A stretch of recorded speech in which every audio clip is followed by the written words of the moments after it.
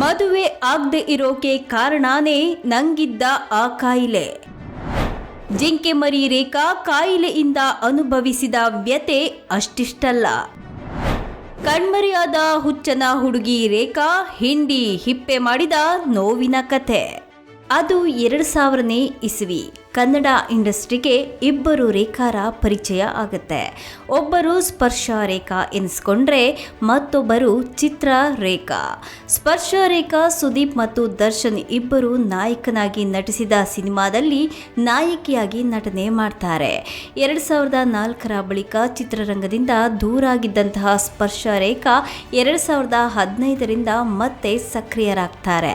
Big ಬಾಸ್ನಲ್ಲಿಯೂ ಸಹ ಇವರು ಭಾಗವಹಿಸ್ತಾರೆ.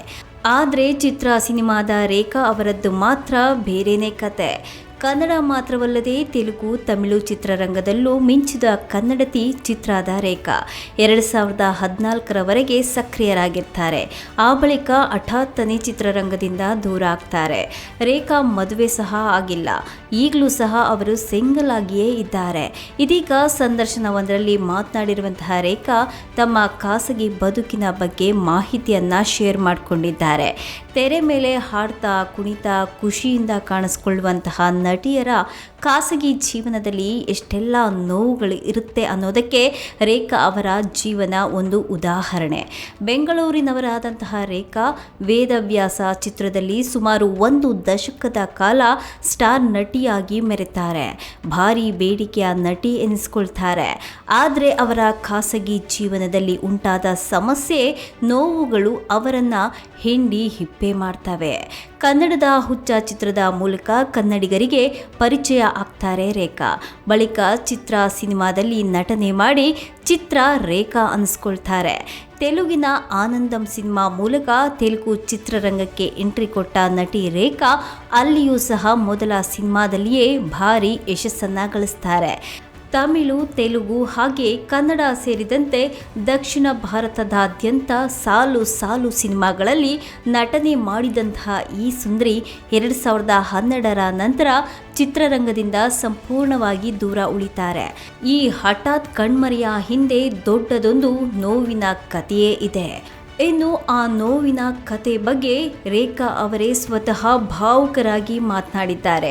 ತಾನು ಸಿನಿಮಾದಿಂದ ದೂರ ಉಳಿಯೋದಕ್ಕೆ ಮುಖ್ಯ ಕಾರಣ ಅಂದರೆ ಅದು ಆರೋಗ್ಯದ ಸಮಸ್ಯೆ ಅಂತ ಹೇಳಿದ್ದಾರೆ. ಕಳೆದ ಕೆಲವು ವರ್ಷಗಳಿಂದ ಅವರು ದೈಹಿಕ ಹಾಗೆ ಮಾನಸಿಕ ಆರೋಗ್ಯದ ಏರುಪೇರಿನಿಂದ ಬಳಲ್ತಾ ಇದ್ರಂತೆ. ಇದರಿಂದಾಗಿ ಅವರು ದೈಹಿಕವಾಗಿ ತುಂಬ ಕುಗ್ಗಿ ಹೋಗಿರ್ತಾರೆ. ಇದೇ ಕಾರಣಕ್ಕೆ ಅವರು ಬಂದಂತಹ ಅನೇಕ ಸಿನಿಮಾ ಅವಕಾಶಗಳನ್ನು ಸಹ ಕೈ ಬಿಡ್ತಾರೆ. ರೇಖಾ ಅವರ ವೈಯಕ್ತಿಕ ಜೀವನದ ಬಗ್ಗೆ ಮಾತನಾಡ್ತಾ, ಹಿಂದೆ ನನಗೆ ಮದುವೆಯ ಬಗ್ಗೆ ಅಷ್ಟು ಆಸಕ್ತಿ ಇರಲಿಲ್ಲ.